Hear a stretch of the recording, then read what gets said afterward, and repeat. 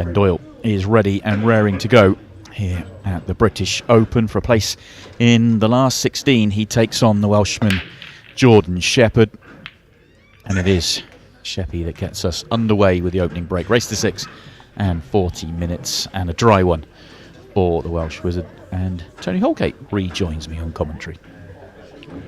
Good afternoon, Simon. Yep, looking forward to this game. Ben Doyle, Jordan Shepherd. Ben, obviously a member of the Irish international team, teammate of Stevie Dempsey, Sean Sharkey. And a cracking player, Ben. Had a really good World Championships last year, especially team-wise in the averages. He looked their strongest player, to be honest. Ever since I first saw Ben play over in Ireland in the Irish under-23 team that pretty much dominated for 2 or 3 years, I was just very impressed. He's had something about him, not just obviously his break gets talked about, not just the break, but the patterns and the ability and everything else, but just had composure and bottle. And I just was very impressed, and ever since then watched out for his results and seen him kind of work his way through, and here he is now in the pro ranks, fully deserved, and I'm excited to see how he goes this year.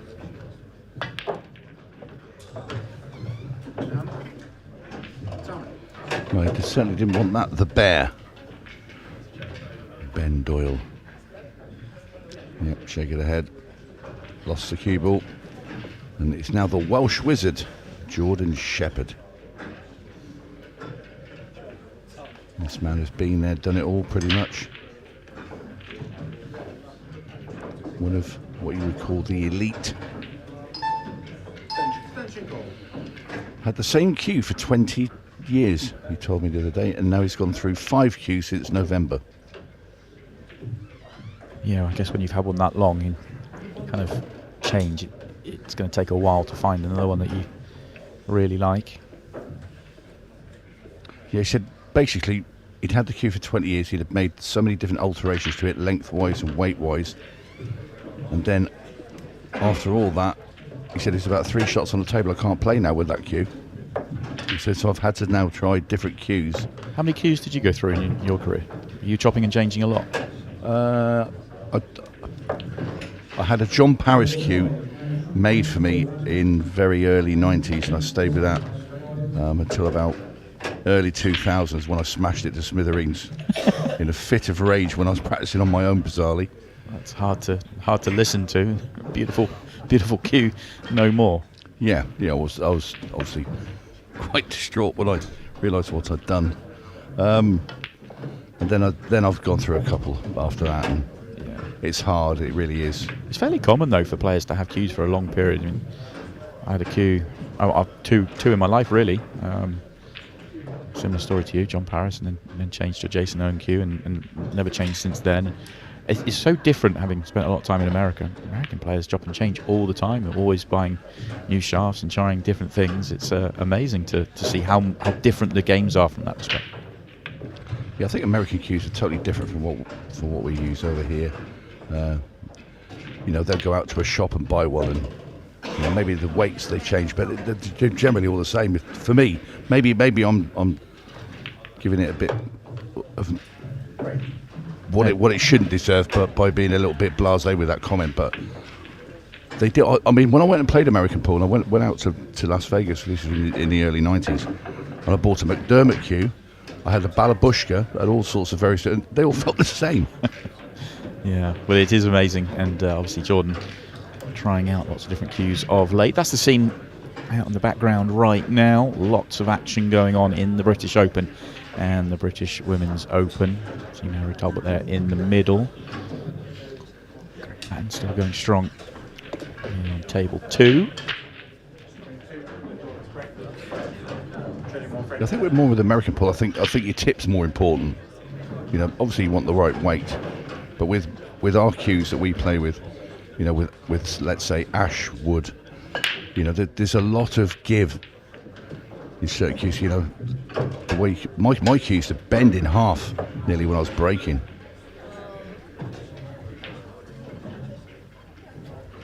Talking about breaking. I was going to say I've never broken with that much power to be able to do that.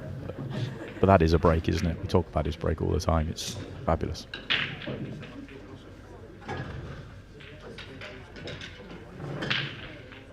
Then you have to change as well. When we were playing, it was the balls were lighter. So I mean, I played with a 7 mil tip, just above 7.2, which you would never play now with these balls.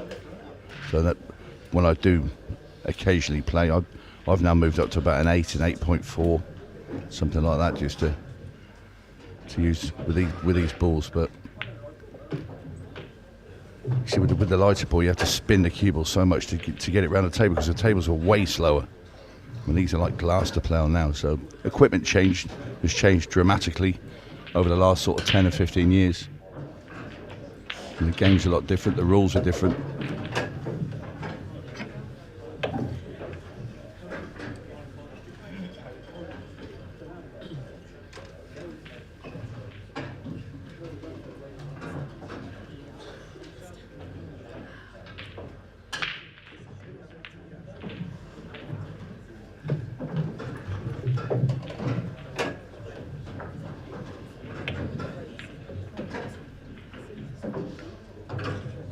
He's got to get this one right. He's got a little bit of margin for error because he can use the red on the next shot just to hold. Yeah, just got to be careful. Could easily just flick off the red and get a little bit close to the yellow, but dead weight should work. Yeah, I think he just pushes the red towards the bottom row when he comes through this. Yeah, he did go a little bit too far across, but he's okay. Might use the red in the middle of the table here just to hold. Yeah, anything sort of full ball and to the right is fine. So it doesn't want to go and hit this cue ball the other side. Like that. That's the one thing you couldn't do. Has he gone far enough to get away with it? Overhead says it's tight. He's very fortunate if he's on this, and he's eyeing up the potting angle, so he must be.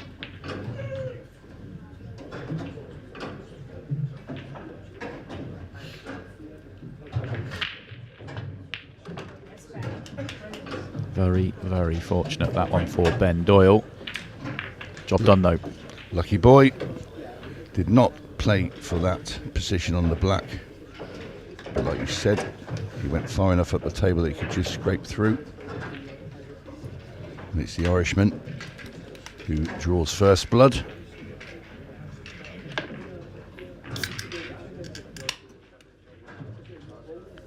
Tournament starting to take shape in the last 16, which is where the winner of this match will go.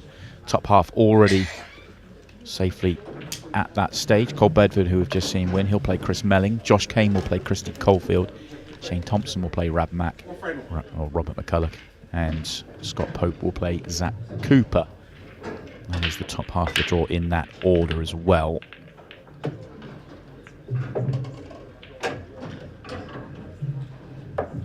Shelley makes a ball this time.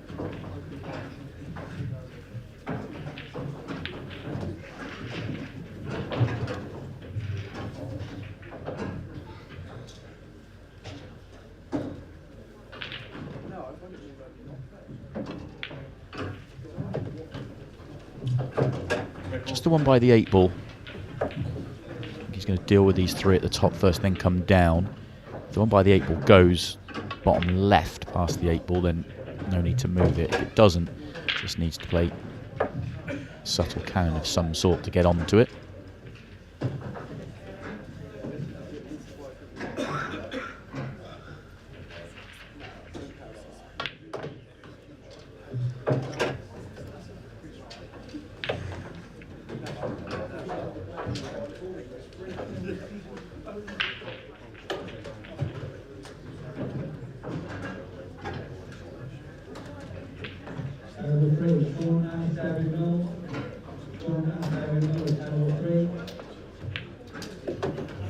I think that tells us this red does pass the 8 ball.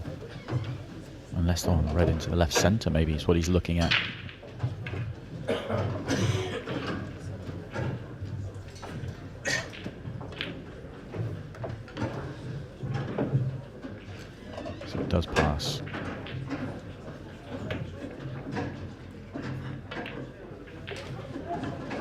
Nicely done.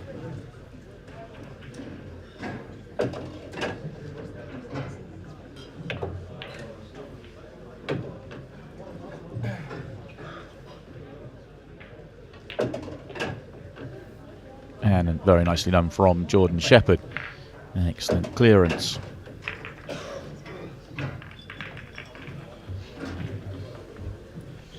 Quite amazing, actually, to think that Jordan had such a down year last year. Didn't feel like he did. Going through it, you know, had a very good year before, but fallen down to 19th in the rankings now, which is too low for Jordan Shepherd. Yeah, that's crazy. I mean, you look at Jordan, you just immediately think top 5. To be 19th. He's mixing his Q sports a bit. Yeah, playing a lot in China, playing in America, and obviously here in Ultimate Pool as well.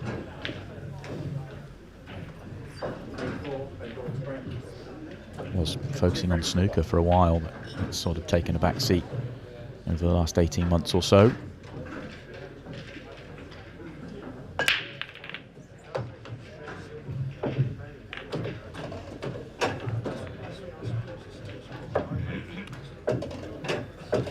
Break there by the bear. Awkward looking cluster on the left hand side of the table there.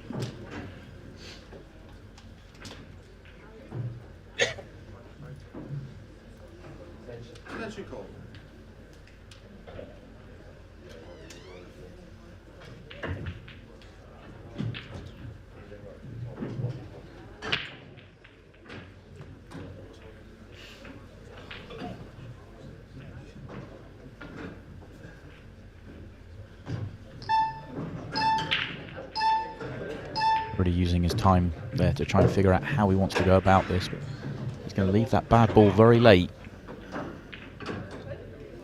Yellow off red, do you think, Tony? Yep, that's what he's eyeing up, definitely. You can play it.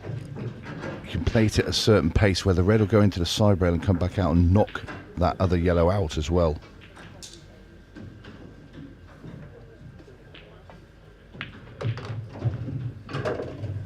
That's pretty good. The beauty of this shot as well is because he can stop the white dead, he can hold for that yellow that's just sat there on its own. As long as nothing comes out and gets in the way, it doesn't really matter where this yellow goes as long as it comes out into the open. And he's on it straight away, or he can play for it in the middle. If Ben can hold the cube, I'd rather play it now. I think he can just about do that. You're playing for it in the centre doesn't get you good access to the 8 ball because you're going into the red. I really don't like it in the centre pocket. Maybe he comes right back up, place it in the corner anyway. Yeah, I don't like this. No. Remember the frame he has one. He was very fortunate to land on the 8 ball, and you feel like he's going to need a touch of fortune again. He hasn't got the room to get across the right hand side. I don't know how he avoids the red unless it's very deceptive. Yeah, I think now he'd like to have his decision again.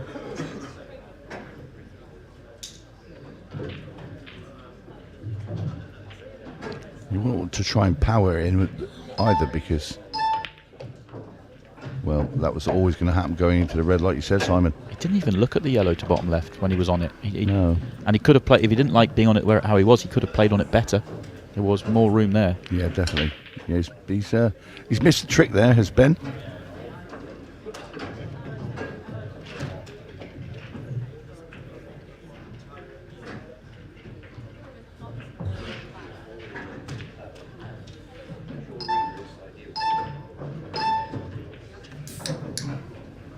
Could be a very big moment in this match. Ben will be very disappointed, especially if he watches this frame back and sees what we saw there. You could only ever see that ending the way it did. I think he just had tunnel vision for that route he planned and was never going to change his mind away from it, and it's basically cost him the frame. There's no way in the world that Jordan Shepherd's going to miss from here.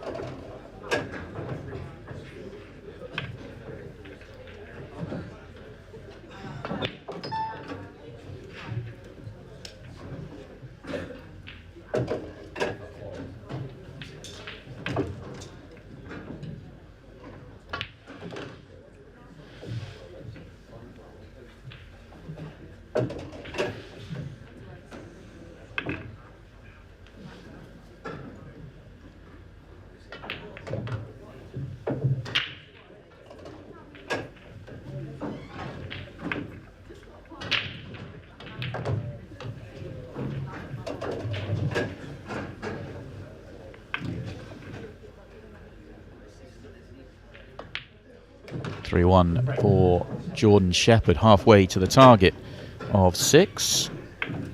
And this time it's punishing an error from Ben, so this one will hurt. First big blow in the match.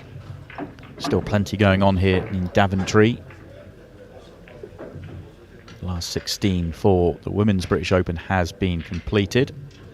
They're now waiting for their quarter-finals. Let me run through a few scores for you. Lucy Smith won 5-2 over Lindsay Roberts. Charlie McDonough won 5-3 over Kim Beresford. Amy Beecham 5-2 over Sophie Gibbs-Nichols. Kirsley Davies has beaten Yusra Balazri 5-1. Big score of the morning session. Danielle Randall has knocked out the number 1 player, Harriet Haynes, 5-4. Danielle has won. Same scoreline for Mary Tolbert over Casey Ramford-Norrie. Vicky Lomax 5-2 victory over Cheryl Dickinson, and Lindsay Schultz lost 5-0 to Savannah Lowe. We will see the quarter-final between Amy Beecham and Kirsty Lee Davies. The two favourites for the tournament left in the tournament now that Harriet's out. They square off in the next match for us. That is the quarter-final. The winner of that will be the favourite to take it down, but the women's series is so deep now. It could go any way, but they'll certainly be the favourite.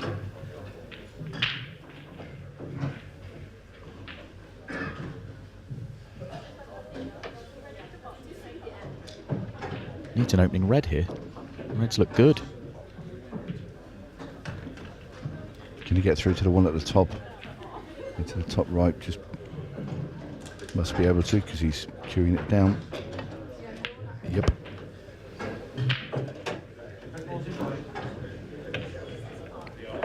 And Jordan will like these. Yeah, just got to be careful on a couple of shots, but everything actually goes and has their own pocket. Might be a touch thin here. Yeah, he is. I was assuming he'd want to play on the one. Oh, he could get there, the one nearest the bottom right, because that sort of opens up the one next to it, and then everything has its own pocket.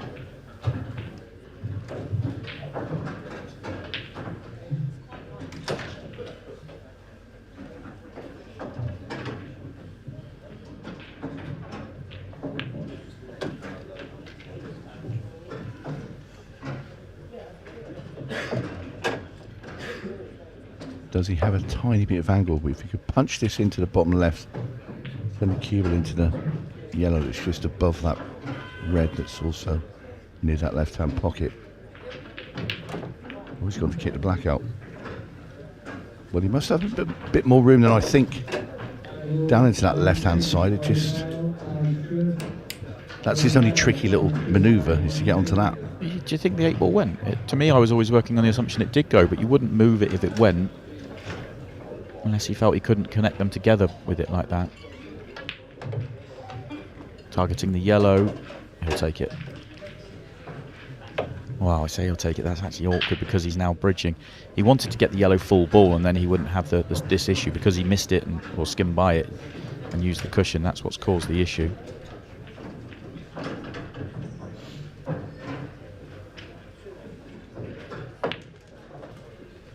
Rushed that, strangely.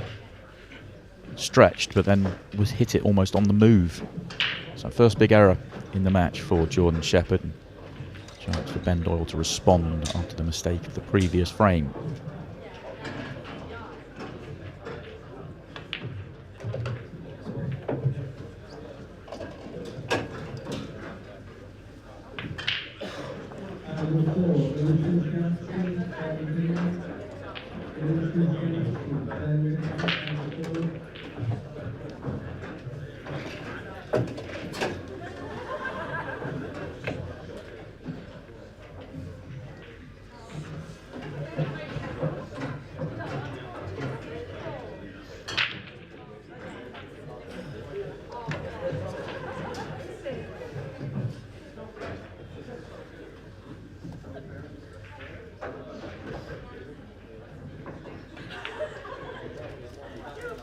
Well. I didn't see that coming. He's overcut that by some distance. Is he playing that with quite a bit of right-hand side just to avoid the centre pocket to go twice across? That throws out. Just a very surprising miss. We've had two in the same frame, and Jordan Shepherd probably cannot quite believe he's actually going to go and win this frame. Once you make a mistake like he did, you're expecting to lose it. 3-2, 4-1, very different scorelines. Yeah. I mean, okay, you wouldn't expect Jordan to miss the ball he did, but he was stretching and bridging over a ball. For Ben's was just in open play. I don't know whether he obviously got something in his mind where he probably thought he was sending the cue ball near a middle bag, and he thought, oh no, I'll check it. And then he's not adjusted. Because when you play with side, you throw the cue ball. And Yeah. I just think he's just not adjusted before he played the shot. Two mistakes that Ben's made in the match. What was surprising for me is that very kind of fundamental errors, really, for a player of his level. You know, it's a surprise to see.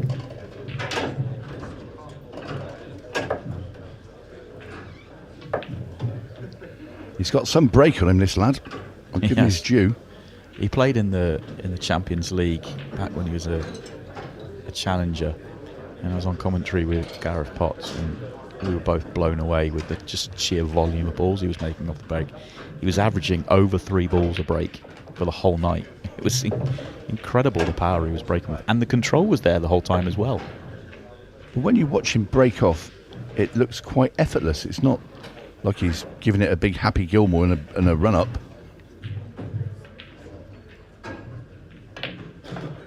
It's just a good, clean strike. And it is an enormous break.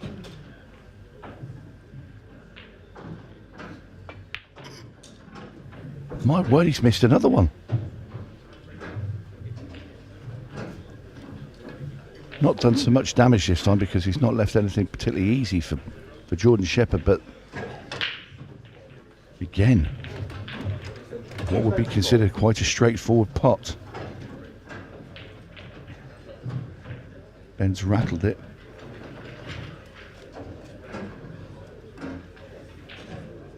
And he's visibly shaken. Well, that one wiped its feet for Jordan.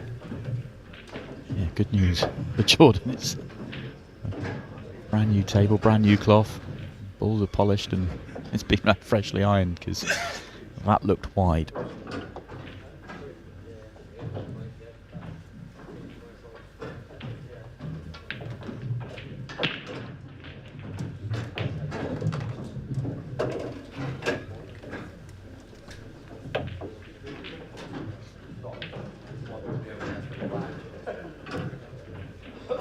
And you go up for the one at the top. I suspect now it will have to be last.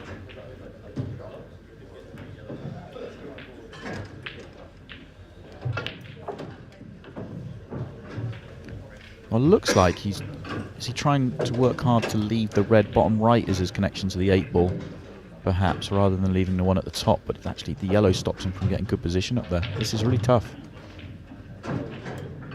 I think he might have to take this in the top corner.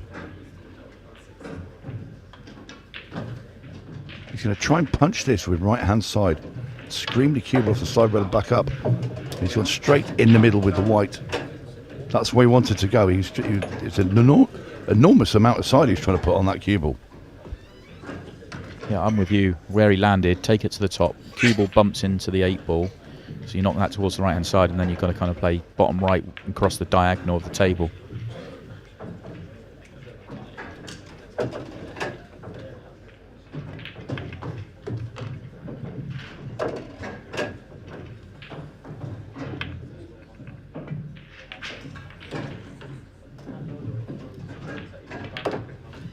I'm not hanging about, just simply because you're mindful of the clock. Not concerned with it, just mindful. And there, might as well get it done quickly when you're trailing behind by 3. That's to your advantage. And now he trails by 2. As we tick into the second half on the match clock. Only 2 other matches still going on in this round of games. That is the last 32 of the British Open. Callum Singleton and Jimmy Croxton are all square at 3-all. Michael Hope, having knocked out Declan Brennan, is now 3-2 up over Carl O'Donoghue. Michael Hope having a great competition.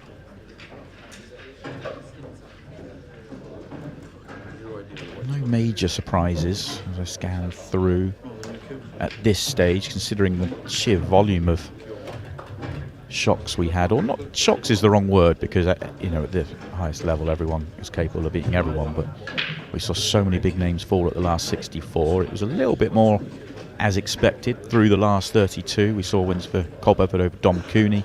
Chris Melling beat Andrew Milliard 6-2. Josh Kane beat Aaron Davies 6-3. Christy Caulfield beat Hitton Mattel 6-1. Shane Thompson beat Preston McInnes 6-0. 6-0. Robert McCulloch beat Dave Fernandez 6-4. Scott Pope beat Aidan Hughes 6-4. Zach Cooper has continued his good form and beaten Vivek Mack 6-4. Kevin George has continued his good run as well. After knocking out Craig Waddingham, he has beaten Tom Jones. Sean Sharkey beat Neil Rayburn 6-4. Carl Sutton won 6-1 over Leo Fernandez. Sean Story 6-3 over Darryl Whitworth, and Stevie Dempsey 6-2 over whacker Rob Warne. So a few underdogs winning there, but not the sheer volume of big names falling as we saw in the early stages, where most of the top 10 all fell apart and were knocked out.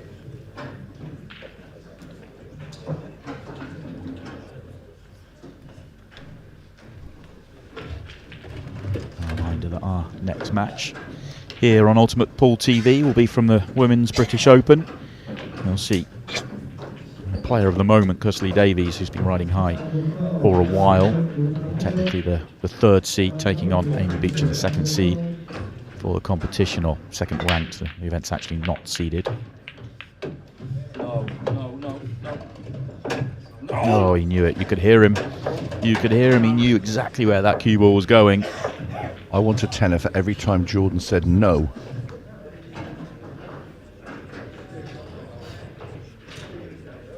Yeah, heartbreak for the Welsh wizard there. Yeah, he's seen this script before, hasn't he? He's thinking 4-4.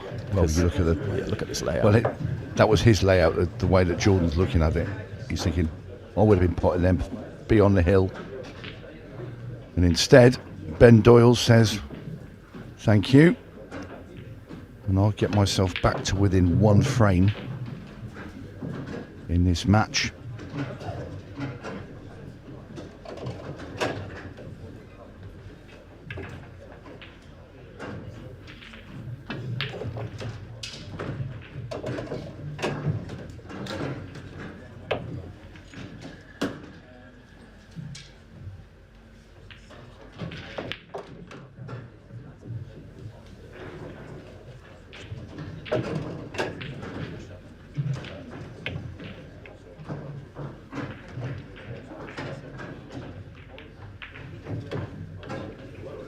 Not hanging about again, just got myself in line and flow through it.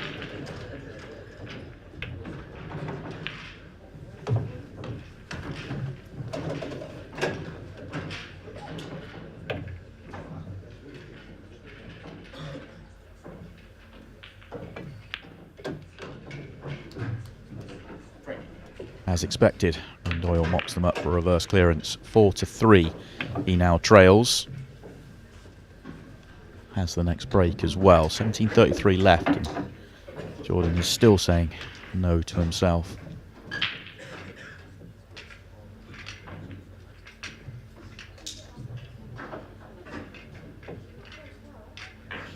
All the action concludes today.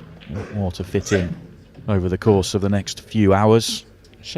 Final scheduled for around 9 p.m. tonight here on Ultimate Pool TV. You also see the Women's British Open final as well. Be scheduled for about 8 p.m.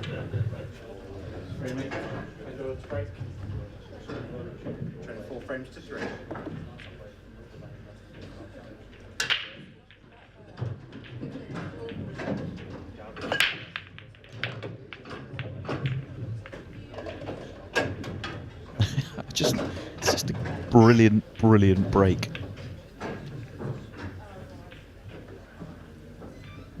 It's just on repeat with Ben Doyle. Yeah, his timing's bang on when he hits the pack. It really is, and he generates so much power with, again, I'll say it, with what seems like very little effort.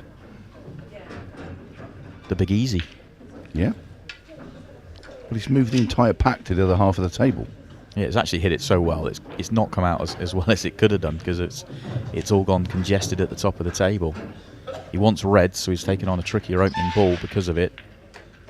And he's made it. So now reds are better than yellows for sure.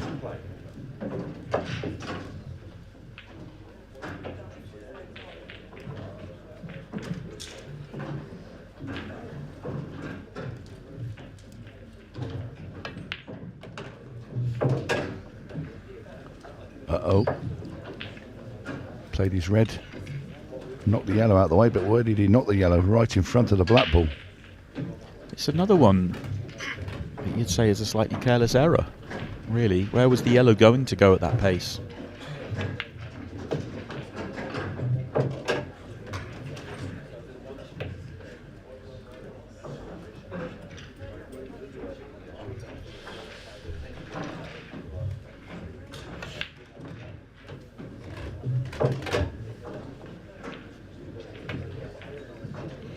Yeah, it's not too bad really at a second glance of this. The black ball, I think, does pass into that bottom right hand corner, or should I say top, because the balls are all been in the other end of the table. I've got confused. I thought we're sat in a different position. I've got a trick, Tony, that will help you. That we call Okay. the top pockets are the ones that are at the top of the screen, and the bottom ones are the ones at the bottom.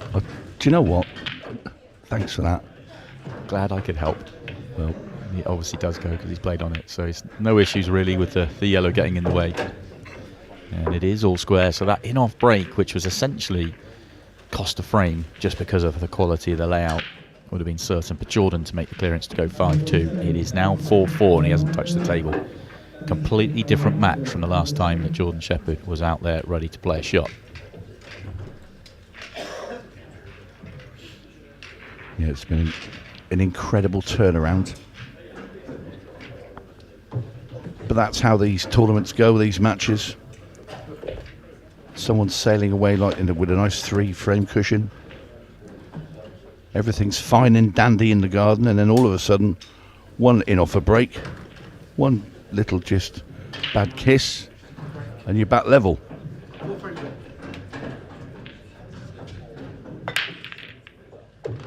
And everything on the break is going against Jordan Shepherd. That's 2 in a row now. But this time it's him though, this time it's straight in.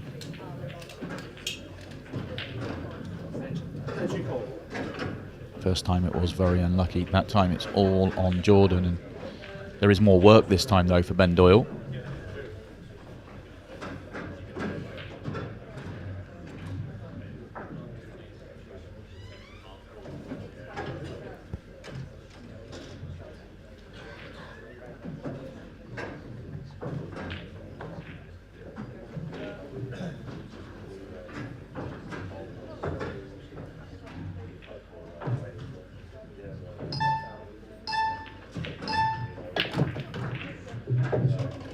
That'll do.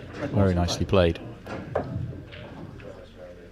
was just trying to work out whether, obviously, Ben only had eyes for the clearance. It's like, how do I pot a ball and develop the only bad red on the table? But I say only bad red. The red by the 8 ball's not good either. I was considering, taking a yellow and then playing the loss of turn a good option, because then I think yellow's become a really good layout, and you'd have the red at the top will be tied up.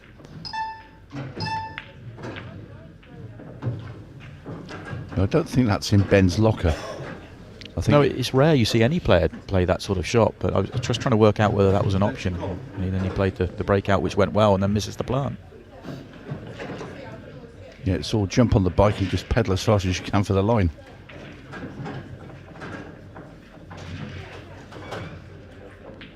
I like that.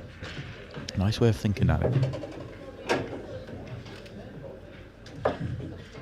Could be a loss of turn coming here very shortly, unless he's thinking of going game and playing the combination. But No, I think he's fully going game here. Yeah.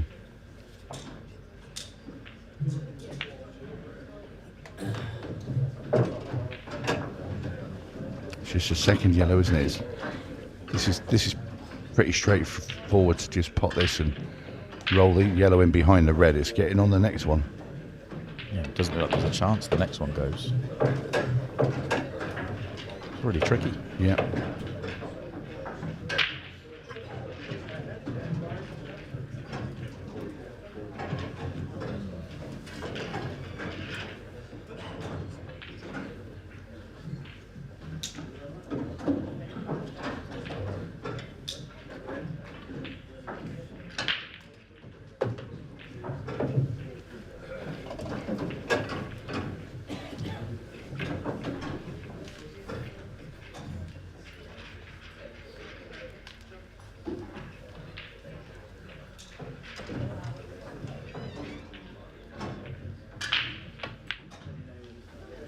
Well, he felt it did go. Half a pocket maybe at best.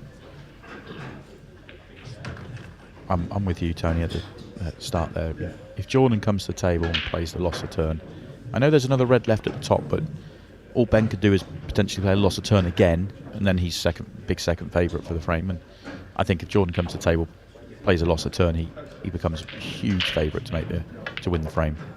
Oh, he's still favourite to win the frame with that terrible shot from Ben.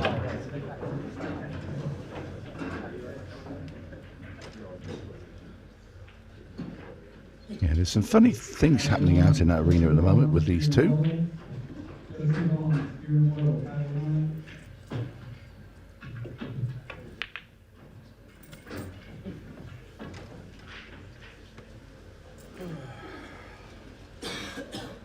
For a second there, I thought he'd made that. It's actually got a little bit fortunate with it drawing and blocking the yellow, because if it doesn't, Jordan's already potted 2 balls here.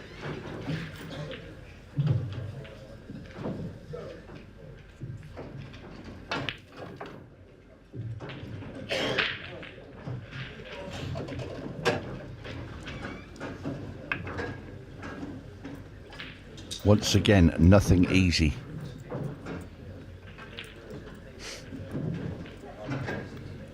The Welshman needs to find a big shot.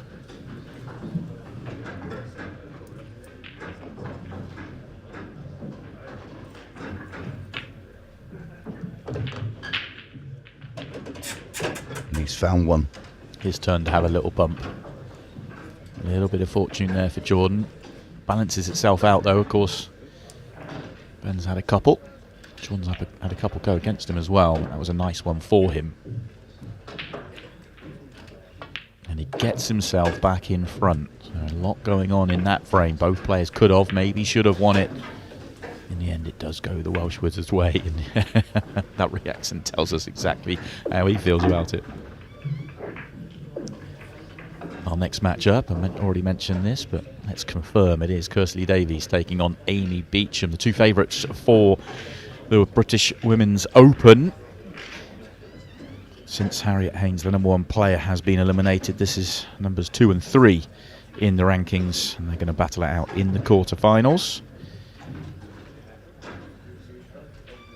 And that is next up, and then we will have a match from the last 16 of the British Open as well to round out our afternoon. And we'll be back at 5 o'clock for the continuation and conclusion of the British Open with the quarterfinals at 5 o'clock.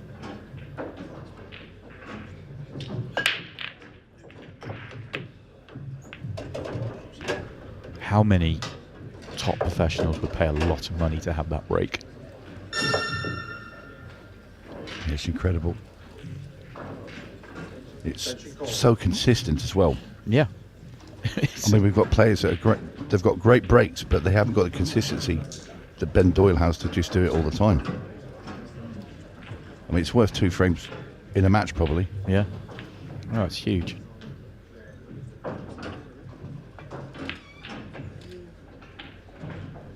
He's made a few mistakes in open play in this match, hasn't he? And he looks back, if Jordan clears up here, and he's got every chance he will on these yellows, then Ben can look back at this match and think this is one that got away. He had enough chances to be winning this match. That's 3 of those now. And that's not counting when he's fell out of position. 3 missed pots from open play. Yeah. Just too many. Some, players you're not going to play a flawless match. That's, understood. But it's more the level of the mistakes that Ben's made. He's made 2 or 3 really, really kind of fundamental errors. Not just that, Simon. It's when he's done them. I mean, he's just missed out the start of this frame, and he's just handed the frame straight to Jordan Shepherd and the match, potentially. Well, it should be. Depends how guarded the 8 ball is. I would have thought that Jordan would have looked at that. Yeah, does he just have to get above it? It's a roll in here, I think. Oh, it goes top left. No, I didn't know that. That makes a big difference. And this is the 8 ball for it. A really enjoyable match, filled with quality and drama.